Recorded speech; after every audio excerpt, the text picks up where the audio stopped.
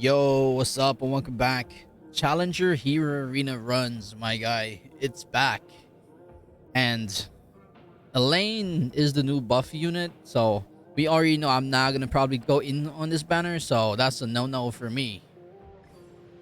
Honestly, the teams I have set up for this are probably just AA, some unknowns, humans, demons, the Mela Undead teams, but I ran into a huge problem while doing this, and I'm being straight up. I didn't have enough HP on some of my teams, and I had to respec gears for some units because it just was not working out. Honestly, the human team I did the third tower first because it gave me a bit of problems. I didn't want to waste my human team because that's probably my strongest team that I have. So I swapped to the Mela Undead team first. And honestly, I kind of made a mistake doing that because I probably should have just ran the human team straight in and cleared it out. Because I did this thinking I would like one-shot this tower with this, and no, that's not what happened. Honestly, I made a mistake in the beginning. I put crit defense, and your boy got blasted. I'm dead. I'm literally dead instantly. So yeah, I did swap it to crit resist, so I survived way better. Unfortunate because Tier's a menace on these runs. You'll see. Absolute mad lad. If you don't run the crit resist and you get crit on, it's literally over for you. So crit resist is gonna be the way. There are select units you're gonna run crit defense on, but for this one, not really. This one you want full crit resist. As always with the melee undead team, you're just gonna taunt and push your melee ult as fast as humanly possible. With Liz being in this team, you're gonna try to at least like proc her when you have your melee true magic up, so you can get a full wipe in one turn, because sometimes out of turn plays can happen for her and you don't want that happening.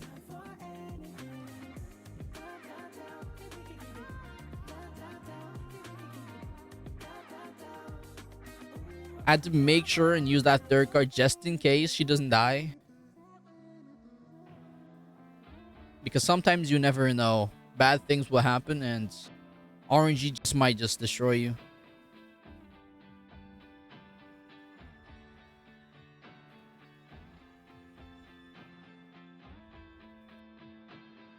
This team, the problem I have most of the time is like, we tank decently, but I don't have enough HP because I don't have max cosmetics for my Zeldris, and my Malaska her HP is not the best.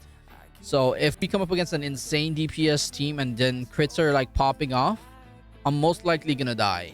So that's why the crit resist is huge here. So we actually retain a huge amount of HP. Because you will see it, like, even in some points, I take so much damage.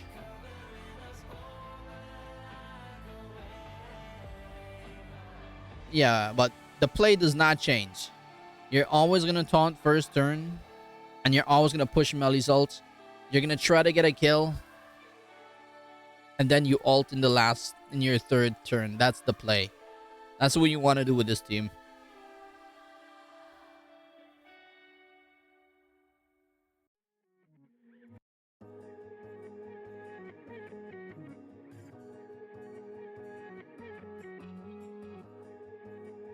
Can't AoE here because Nanashi's buff is active, so gotta like just poke damage where you can.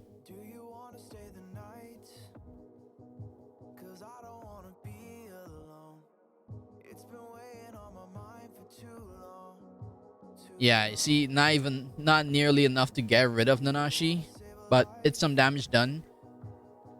Like, thankfully, once you have the taunt up, most of those attacks are gonna be funneled into Matrona, so you really don't have to worry too much. The problem is not even that, right? It's you having enough HP to sustain this team. Because trust me when I say, when you come up short on the HP, it's punishing. It really is.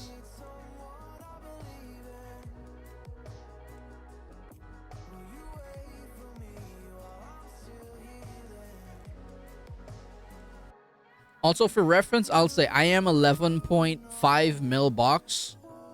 My Zell and Malaska does not have the bestest of HP or like max cosmetics, like bot cosmetics, because they have free to play cosmetics. So this is what happens. I don't have enough HP to tank it. My melee barely has it. So I actually died to that, which is very, very unfortunate. Honestly, what I should have done is just reset it so I save a team and just ran human teams into this tower instead. So I would actually like save an extra like counter hit, because humans run through this tower decently well. Because they can dish out damage, tank pretty good, and continue on with full HP throughout the stages as they continue, right?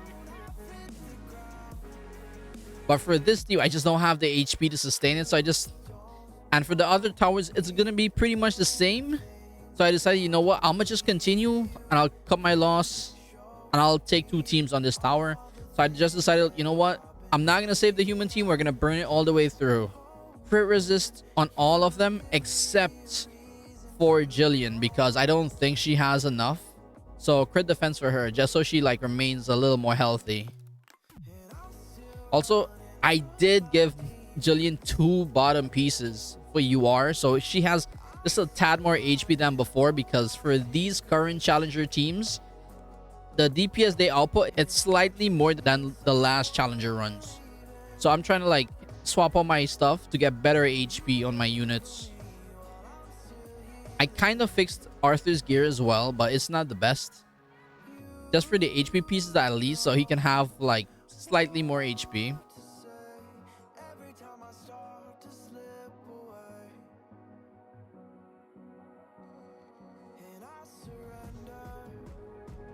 Yeah, like the difference in tankiness is night and day with as compared to other teams. Not even half HP on while getting hits.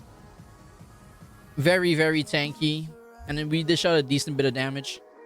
My Escanor is not on attack set because I haven't fixed this. I haven't fixed the Escanor attack set. I fixed his HP because most of my UR pieces are kind of mixed up. I don't have an attack set for Bond, so that's why I'm not gonna one shot even if I go full on Bond only. So I have to commit an extra Escanor attack just to get certain kills.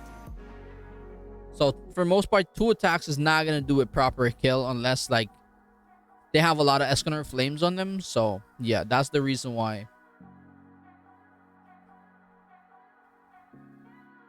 And I'm gonna be playing really, really slow because I need to like lifesteal my HP back up. I don't want to take any chances, because if I fail here, I'll have to reset again and go back in with a different team, or just reset and just go back to humans only. And I don't really want to like waste my time, because this takes a lot of time to do.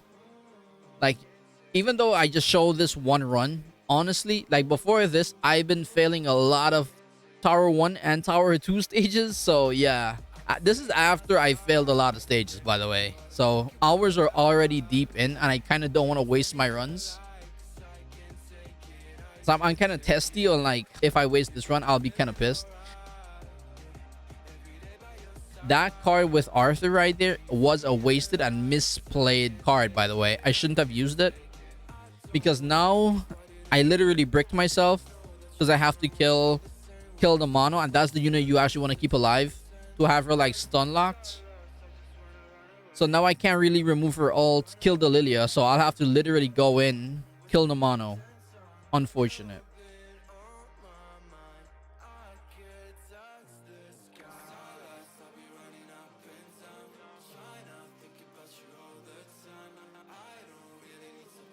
Luckily right here, Bond did not kill, otherwise I'd have been in quite a bit of trouble.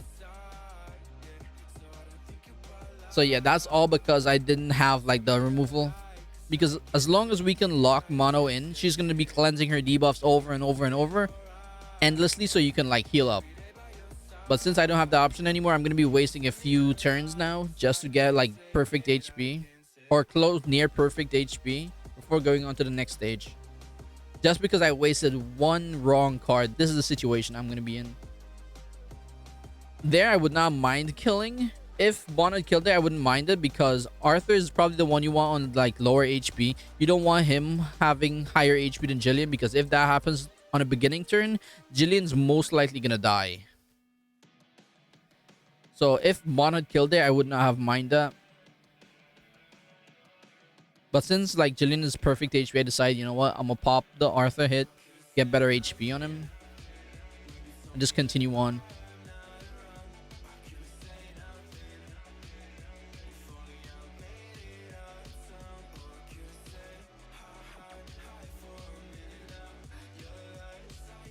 This King team is not really that much of a problem, honestly. The only thing is like the infect, but they don't do too much damage, so we can sustain it and live on after we get like a quick 2 kills. The first 2 units I really like to kill are either King or Roxy. I think that's just a better play. Also, you do not need to get a King kill turn 1. I have learned this because if you don't, Roxy is gonna probably hit, and then you get a Lilia hit with maybe, just maybe, a King hit, and it can be really detrimental to some of your teams. But for sure, Roxy is like a high priority kill. I would say try to keep at least Merlin or Lilia for last kill to heal up. The human team is more of like a tanky patience team, right? You're just taking your time, tanking the hits, dishing out a little damage here and there, healing back up, outliving their hits constantly, and just playing. Just keep it pushing, basically, right?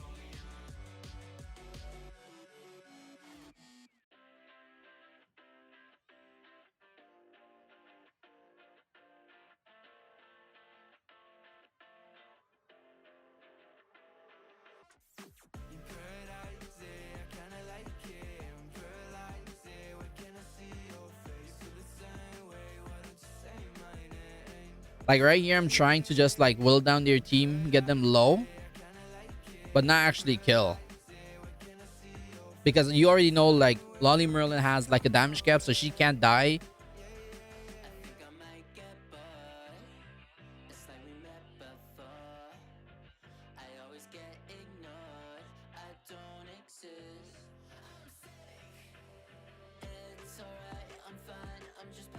That's unfortunate that she hit into Jillian, but as you can, her recovery is very good. So as long as she lives, we can recover a decent chunk of her HP.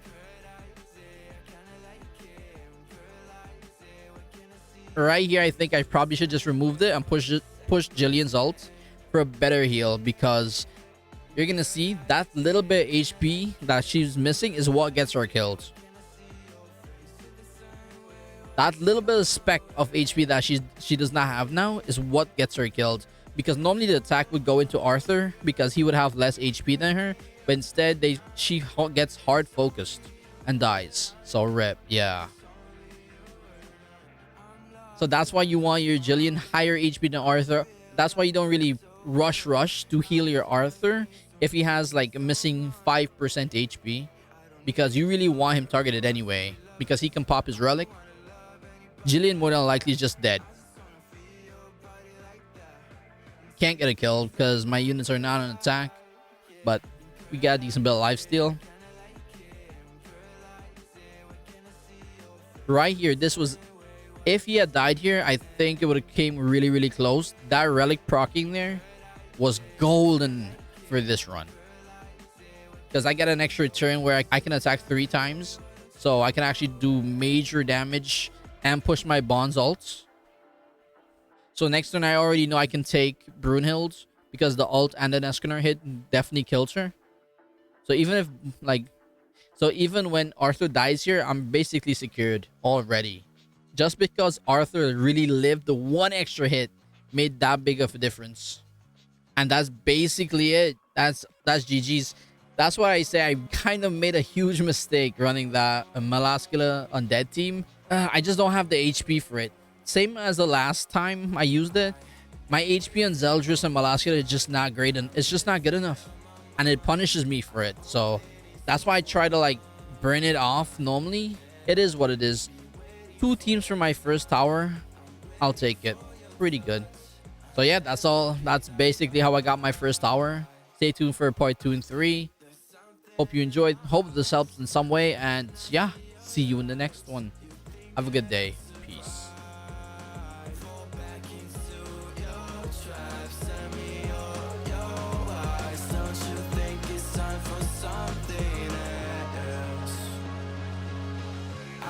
For something